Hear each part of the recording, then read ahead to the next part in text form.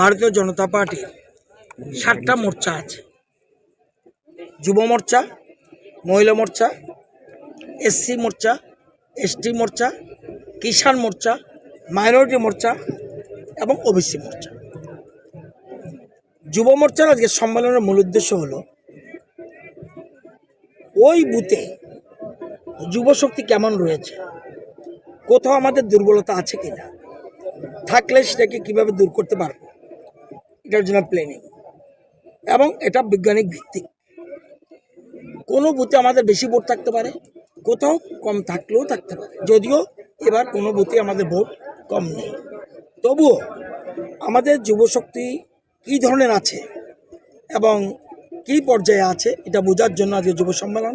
এই জন্যই এটাকে একদিকে বলছি যুব সম্মেলন, আর দিকে হলো যুব মেলা, বুথভিত্তিক মেলা। অর্থাৎ ওই বুথে কী স্ট্রেংথ আছে এটা বোঝার জন্য। আমরা জনসভা করলে বোঝা যায় না কোন বুথ থেকে কত লোক এসছে। তো এটার অর্থ হলো যুবশক্তি কেমন আছে এটা বোঝার জন্য আজকের যুব সম্মেলন। আমাদের প্রত্যেক বুথে বুথ সভাপতি আছে, আমাদের মণ্ডল কমিটি আছে, মণ্ডল লেভেলে। যুবকদের দৃষ্টিতে এই বুথে আমাদের কি স্ট্রেংথ, তাদের মতে এই বুথে আমরা কত ভোট পেতে পারি, বিরোধী দল কত ভোট পেতে পারে, এই জন্য এটা আজকে বিশেষ সম্মেলনের মূল উদ্দেশ্য। আমার বিশ্বাস এই কেন্দ্রে যিনি প্রার্থী হোক বিজেপি দলের, উনি মোহনপুরের অতীতে যত রেকর্ড আছে সমস্ত রেকর্ড ব্রেক করে এবার মোহনপুরে বিজেপি প্রার্থী প্রচুর ভোটের ব্যবধানে জিতবে, এটা আমার বিশ্বাস।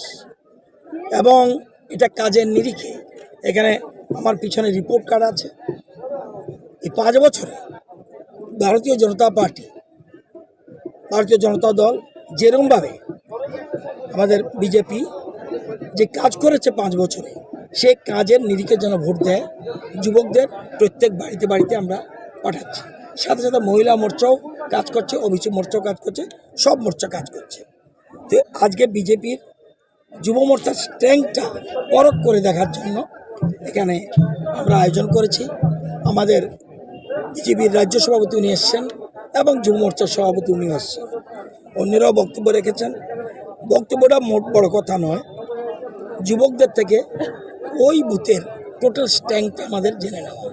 অর্থাৎ নির্বাচন একটা পলিসি, একটা ট্যাকটিক্স, কৌশল। ভোট আমাদের আছে, কিন্তু প্রত্যেকটি নির্বাচনে এক এক ধরনের নতুন কৌশল অবলম্বন করতে হয়। আমরা সেই কৌশলের জন্য এটা করছি। আমাদের ধীরেন্দ্র দেবনাথ হতে পারে প্রার্থী, এই বয়সে আমাকে না দেওয়াই উচিত হবে। প্রার্থী যদি ওরা যদি বলে যে না এবার আপনার দাঁড়ানো উচিত না, আমাকে দিলেও আমি রাজি আছি। আমাদের এখানে এসব নেই, আমরা সবাই এক সূত্রে, আমরা দলীয় নির্দেশ মানি। কিসের গুঞ্জন আছে? প্রার্থী কে হবেন বাদ, রতননাথ বাদ যেতে পারে এরকম একটা গুঞ্জন রয়েছে রাজনীতিতে। আমরা ওই দিনও বলেছি, যারা কত মানুষ খুন হয়েছে, কত মানুষ খুন করেছে, আমার কাছে তালিকা রয়েছে। এই রাজ্যের সমস্ত সিপিএম কত মানুষকে খুন করেছে, কংগ্রেসের আমলে কংগ্রেসীরা কতজনকে খুন করেছে সিপিএমকে, সেই তালিকা রয়েছে। বিশেষ করে কংগ্রেসীরা যেভাবে খুন হয়েছে,